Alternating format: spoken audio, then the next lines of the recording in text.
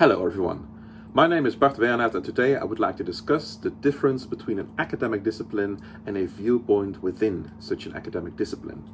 In a nutshell, an academic discipline means that you approach a particular case from a certain scientific perspective. Thereby you use mostly a certain shared methodology within that academic discipline, and you use a particular language to address these issues, a jargon if you like. Within such a discipline, you might have a disagreement with your peers about the interpretation of certain data or how to approach a certain case. Sometimes we mix up academic disciplines, sometimes on purpose. We call that interdisciplinary research, for instance, which mostly is a good thing. But sometimes we're also not aware of that, and we basically respond to one another from various academic disciplines, and that kind of leads to a meaningless discourse. Therefore, it is quite important to understand whether or not we're sharing the same language, and if we do not, whether or not we do that on purpose. Now, let me give you an example. We are currently, when I'm recording this video, in the midst of the corona crisis, and we have a discourse about the usefulness of wearing face masks. Now, we can approach this particular case from various academic disciplines. First of all, we could research whether or not wearing a face mask would actually stop the virus from spreading. That is more or less a medical or biological question. We could also ask ourselves the question, would people be willing to wear a face mask? That's more a behavioral question, behavioral science. Another question could be, can our government oblige us to wear such a face mask? Is there a legal basis to do such a thing? That's more a legal question, obviously. Now, when you just mix up all those various approaches without knowing from what direction you're actually looking at a particular case, most of the times this leads to a quite meaningless conversation. We're studying ethics in this course, obviously, and ethics is mostly a different thing. In ethics, we do not ask ourselves the question whether something biologically works or whether people behave or do not behave in a particular manner. We ask ourselves the question if something is the right thing to do or not. It's normative ethics in that sense. And even ethics as such is something we can explore from various academic disciplines. We already addressed the hardcore ethics idea, which is something right or wrong? That's normative ethics.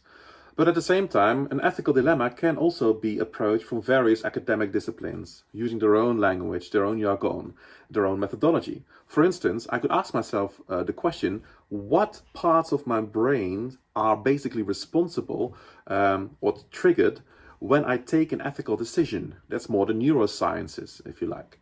I could also ask myself the question, what cultural or societal elements trigger an individual when they take ethical decisions? That's more sociology, if you like. We could also ask ourselves the question, is it possible to program ethics in technology? Can we make technology take ethical decisions? That's more a technological approach.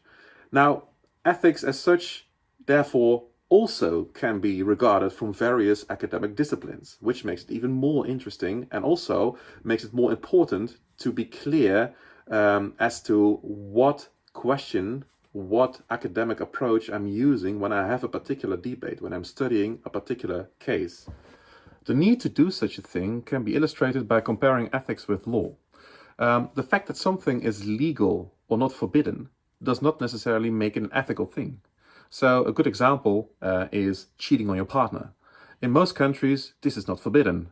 Why? Well, because most governments consider the choice you make as an individual to engage in a romantic affair with someone else is a private decision, and we should not use the instrument of law to regulate such decisions.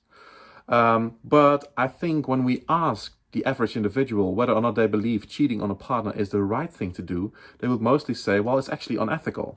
So, while at the same time it's legal, at least not forbidden, it doesn't make it a right thing. to do. Therefore, when we approach this particular case, cheating on your partner, from a legal perspective, we will get a totally different discourse using a different methodology, different jargon, because then we ask ourselves the question, should a government do this, that, and the other?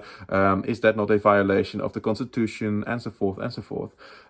Whereas when we discuss this from an ethics perspective, we ask ourselves a fundamentally different question. The question is it morally right or wrong to cheat on your partner? So, in a nutshell, I hope you've learned now the difference between an academic discipline on the one hand and a viewpoint within a discipline, and the need to be transparent in the nature of the discourse you have.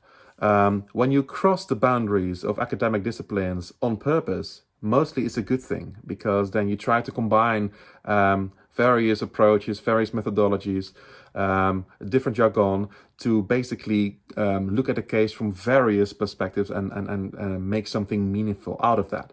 But when you do that not on purpose, but by accident, it mostly leads to a very confusing discourse that is not as fruitful as you would want it to be. Now, good luck studying, and thank you very much for your kind attention. Ciao.